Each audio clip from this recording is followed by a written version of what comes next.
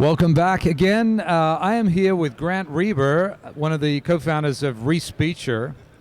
And Respeecher, it's kind of an exciting thing. I feel like you have a great job. It must be fun to go to work with some of the things that you guys are getting up to.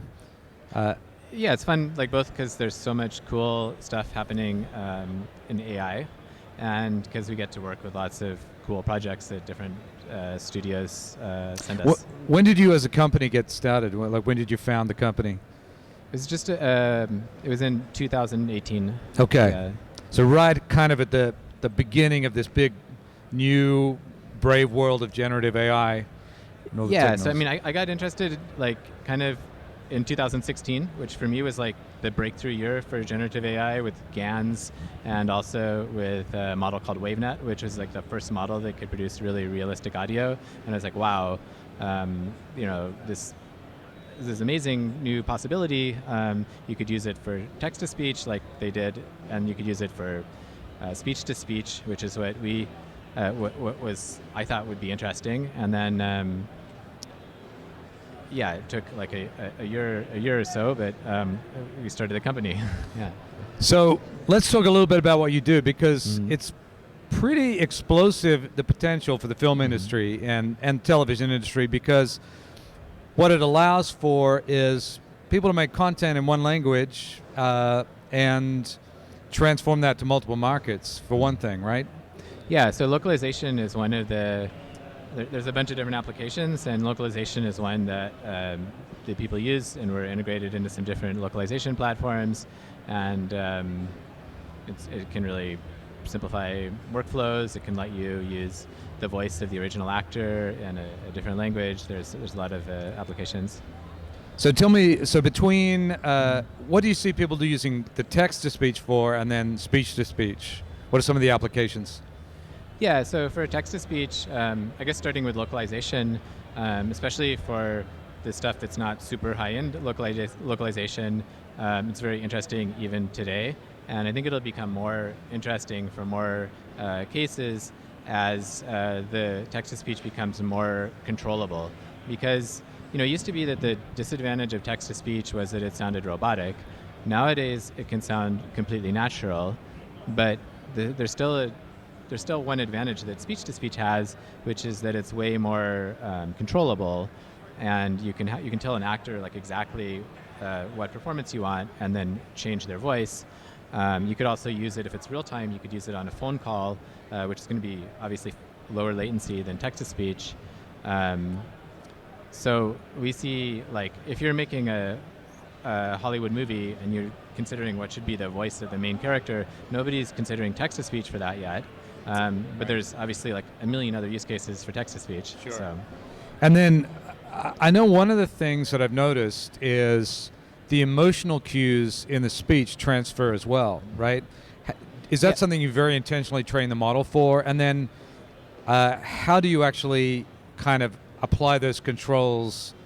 Is it just transferring the emotion from the original speech to the replacement speech, or are there some actual parameters you can set to choose how that happens? Yeah, I mean, it kind of depends. There's not too many parameters, but different models behave differently. So for instance, we have models that mostly change the timbre of your voice, and a little bit the pronunciation, but we have models that can like completely change your accent. There are some models that might change the timing of your speech, and others that don't change the timing. And there could be, it's possible in some cases to sort of like control, like how much or what aspects are transferred versus converted, and that's something we're still working out. Actually, it's the controllability, because it's like, and I think it's the same with everyone, that there's a lot. The quality has gotten to be very good, but there's still not as many like knobs to control every little thing. Just that you might want. nuances. If you're trying to convey a very specific kind of emotional temperament, that kind of thing in a line. I mean, some of that is going to come obviously from the source recording. So that's another thing, is just to be able to deal with super emotional speech at all. That was really challenging for us. Like when we started, you had to speak pretty calmly. If you would like scream or laugh or whisper, there would likely be problems, right? And now did you solve that by just more training data, or did you have to really kind of work on those specific edge cases? In the early days we were like, we had like I remember we had like a whisper model where we were like, everybody in the company had to go in and whisper for an hour, and then we trained a model to like detect whether something was whispering or not whispering, and we had like whisper conditioning just so we could get really good whispering for one project.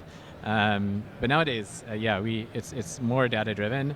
I mean, that was data driven in its way, but we don't have like, a whispering specific thing. But it's not only just more data, it's also like different types of models, right? The models themselves have evolved. Right. That's fascinating. And so in terms of implementation, let's say I have a project and I want to make use of your services.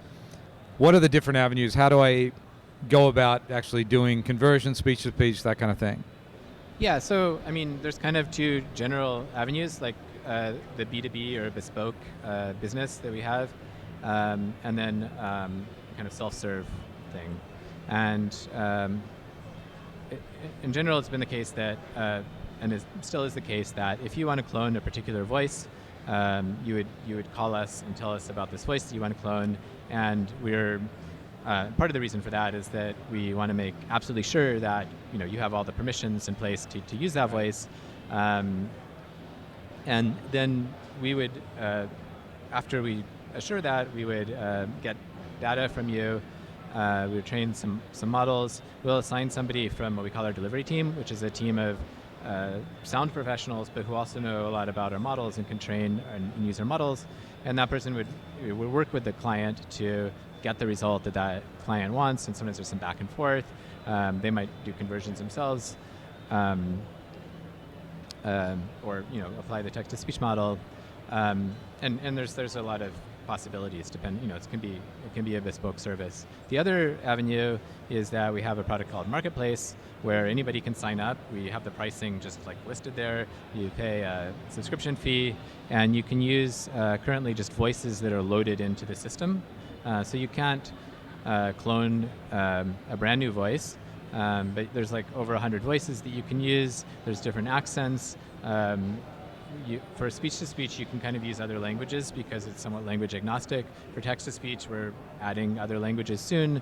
And we're also adding the ability for actors to sell, to put their voices on the platform and to get paid when those voices are used. So, which obviously, one of the first things that, say, voice actors, they get concerned as soon as they hear about this technology. And so in the whole concept of ethical AI, you're working on ways that the actors are actually getting paid out of this, that they're not just kind of getting cut out of the process. Yeah, exactly. So the actors, they get paid when their voices are used.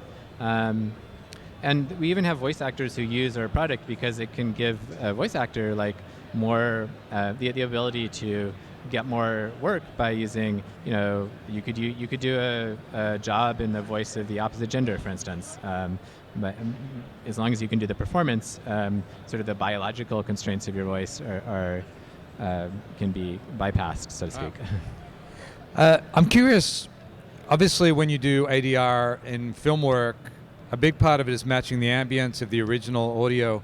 How does your system handle the ambience of the microphone that recorded the original audio? Is that something that kind of gets lost in the process, or is that something where that needs to get extracted, or how does that all work? Yeah, that's currently a concern for some use cases because what tends to happen for the speech-to-speech is that the ambience of the source recording does kind of get lost, and what you get on the output is more like whatever the data that the model was trained on.